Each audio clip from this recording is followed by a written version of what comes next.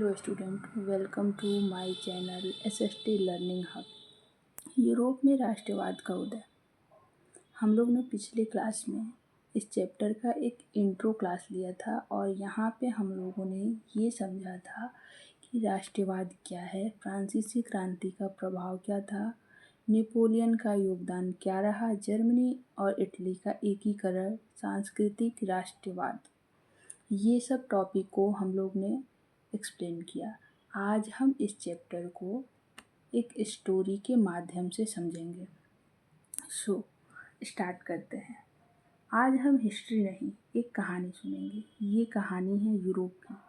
कहानी की शुरुआत बहुत समय पहले यूरोप आज जैसा नहीं था। वहाँ कोई फ्रांस, जर्मनी, इटली नहीं थे, बल्कि छोटे छोटे राज्य थे और हर राज्य पर अलग अलग राजा राज्य करते थे। जनता की हालत अच्छी नहीं थी। राजा वहाँ पे बहुत पावरफुल हुआ करते थे और आज जनता के पास कोई अधिकार नहीं था। आम जनता के पास कोई भी अधिकार नहीं था। लोग परेशान थे, लेकिन कुछ कर नहीं पा रहे थे। एक दिन सब बदल गया। फिर आया फ्रेंच रिवॉल्यूशन, फ्रांसीसी क्रांति। 1789 में फ्रांस की जनता ने सोचा अब बस, और उन्होंने अपने ही राजा के खिलाफ बगावत कर दी। क्रांति में हुआ क्या? इस क्रांति में राजा की पावर खत्म होने लगी, जनता को अधिकार मिलने लगे और सबसे इम्पोर्टेंट, लोगों को लगा कि हम ही देश है। यहाँ पे राजतंत्र नहीं, जनता का भी होना चाहिए। यहीं से शुरू हुआ राष्ट्रवाद। अब लोग सोचने लगे।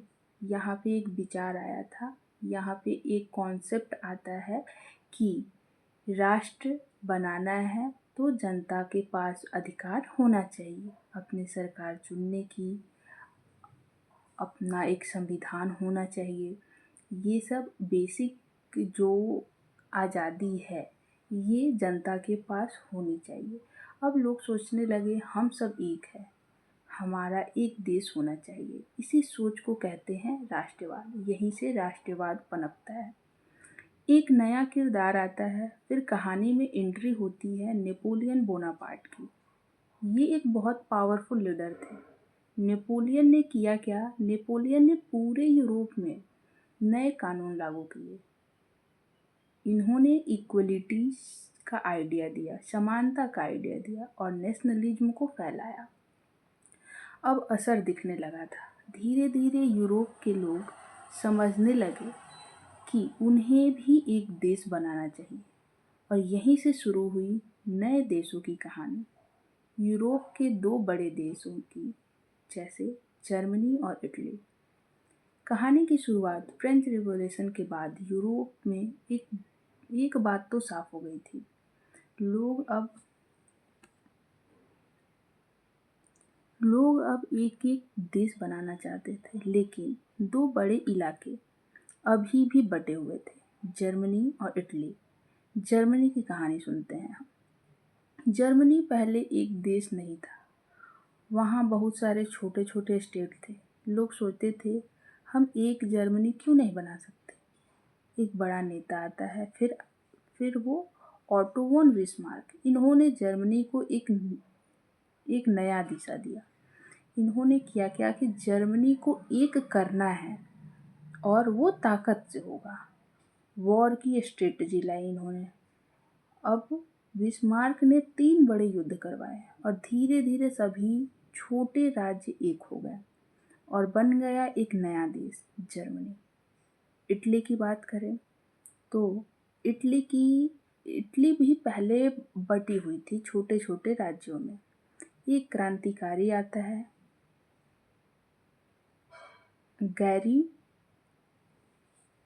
गैरीवाल्डी। क्रांतिकारी एक गैरीवाल्डी आते हैं और इन्होंने लोगों को साथ लिया और एक बड़ा आंदोलन शुरू किया। इटली का एकीकरण। गैरीवाल्डी और उनके सपोर्टर्स ने धीरे धीरे सारे राज्यों को जोड़ दिया और बन गया इटली। यहाँ तक तो हम इस चैप्टर का कहानी के माध्यम से देखें। हम लोग ने पिछले क्लास में ये सब को एक इंट्रो क्लास में पढ़ा था और यहाँ तक का क्लास रहा। आज के क्लास में हम स्टोरी देखें और इसका फिर एक शॉर्ट नोट्स के जैसा रिवीजन करते हैं। यूरोप में राष्ट्रवाद का उदय क्या था? कहानी के जैसे हम लोगों ने समझा। राष्ट्रवाद का मतलब अपने देश के प्रति प्रेम, एकता और गर्व की भावना। जब लोग यह मानते हैं कि हम एक हैं, हमारी भाषा, संस्कृति, इतिहास एक है, हमें एक ही देश में रहना चाहिए, तब पनपता है राष्ट्रवाद। राष्ट्रवाद की शुरुआत होती है फ्रेंच रिवॉल्यूशन, फ्रांसीसी क्रांति। 1789 से पहले फ्रांस में राजा की पूरी सत्ता हुई करती थी। आम जनता पर बहुत सारे टैक्स लगते थे और लोगों के पास कोई अधिकार नहीं था। फिर क्रांति हुई और बदलाव हुए। जनता ही राष्ट्र है, यह विचार आया। नारा दिया गया, स्वतंत्रता, समानता, भाईचारा। पहली बार लोगों को नागरिक अधिकार मिले। इसका प्रभाव, इम्पैक्ट ये पड़ा कि पूरे यूरोप में राष्ट्रवाद फैल गया। नेपोलियन बोनापार्ट का योगदान क्या था? नेपोलियन एक शक्तिशाली शासक था। उसने क्या किया? यूरोप के कई देशों पर कब्जा किया और अपना एक कोड लागू किया जिसका नाम था समान कानून। सबके लिए समान कानून, संपत्ति का अधिकार, सामंतवाद खत्म, लोगों को आज़ादी और समानता मिली।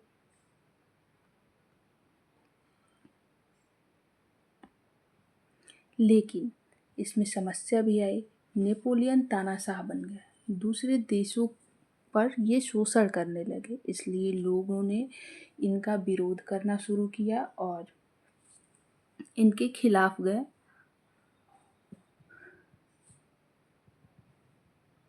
कांग्रेस ऑफ वीना 1815। नेपोलियन की हार के बाद यूरोप के बड़े देशों ने मीटिंग की। उद्देश्य क्या रहा? पुरानी राजशाही वापस लाना चाहते थे, क्रांति और राष्ट्रवाद को रोकना चाहते थे, पर ये अंततः सफल रहा नहीं। आता उदारवाद का उदय।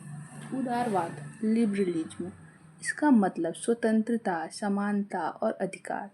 लोग क्या चाहते थे उस टाइम पे? लोग चाहते थे वोटिंग राइट हो, अपना कॉन्स्टिट्यूशन हो, अपनी सरकार चुनने का अधिकार हो। इसमें सबसे आगे जो थे मिडिल क्लास के, मध्यम वर्ग से सबसे आगे लोग आए। 1830 और 1848 की क्रांतियाँ। 1830 फ्रांस और बेल्जियम में क्रांति हुई। 1848 ये बहुत important exam point of view से, क्योंकि इसको ये क्रांतियों का वर्ष कहा जाता है। लोग क्या चाहते थे इस टाइम पे? कि लोकतंत्र हो, राष्ट्रवाद आए, अधिकार मिले। हालांकि सभी क्रांतियां सफल नहीं रही, लेकिन राष्ट्रवाद मजबूत हुआ। जर्मनी का एकीकरण। पहले जर्मनी छोटे छोटे स्टेट में जहाँ बटा था, वहाँ ओटोमन बिस्मार्क ने युद्ध करवाए, 3 बड़े युद्ध लड़े, जिससे क्या हुआ कि राष्ट्रवाद का भावना बढ़ा और ये जर्मनी को 1871 में जर्मनी एक नया देश बना और यहाँ राष्ट्रवाद की बड़ी जीत हुई थी। फिर इटली का एकीकरण आता है। ये भी वैसे ही कॉन्सेप्ट है कि छोटे छोटे स्टेट में बटे हुए थे। फिर यहाँ पे आते हैं नेता लोग। इटली का एकीकरण कब हुआ? 1861 में इटली एक देश बना और यहाँ राष्ट्रवाद परिणाम था। बाल्कन क्षेत्र में राष्ट्रवाद। बाल्कन क्षेत्र पूर्वी यूरोप में है। कई छोटे छोटे देश, अलग अलग जाति और संस्कृति। हुआ क्या? ऑटोमन यूरोप कमजोर होने लगा, लोग स्वतंत्र होना चाहते थे। परिणाम क्या हुआ? आपसी लड़ाई और तनाव बढ़ गया।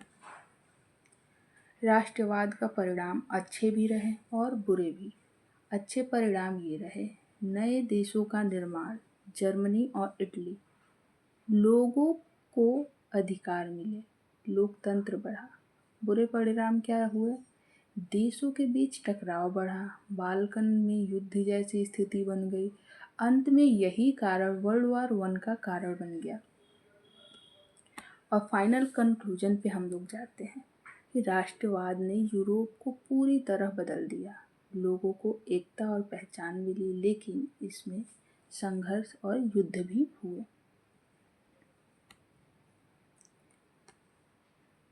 इस चैप्टर में हम अभी इतना ही रखते हैं और नेक्स्ट क्लास में हम लोग मिलेंगे तो most expected board MCQ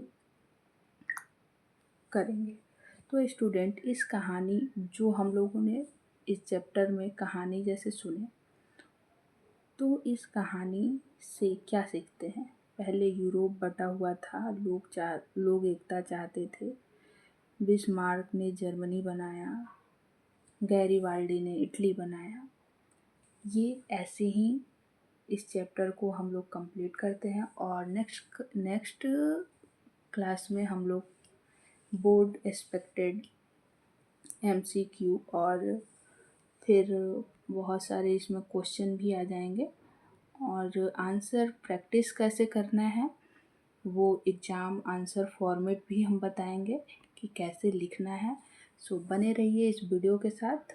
next class में हम चैप्टर 2 समाजवाद एवं साम्यवाद भी शुरू करेंगे और इस चैप्टर का क्वेश्चन आंसर भी करेंगे। तब तक के लिए आप लोग पढ़ते रहिए और मुस्कुराते रहिए। Thank you for watching this video. Bye bye.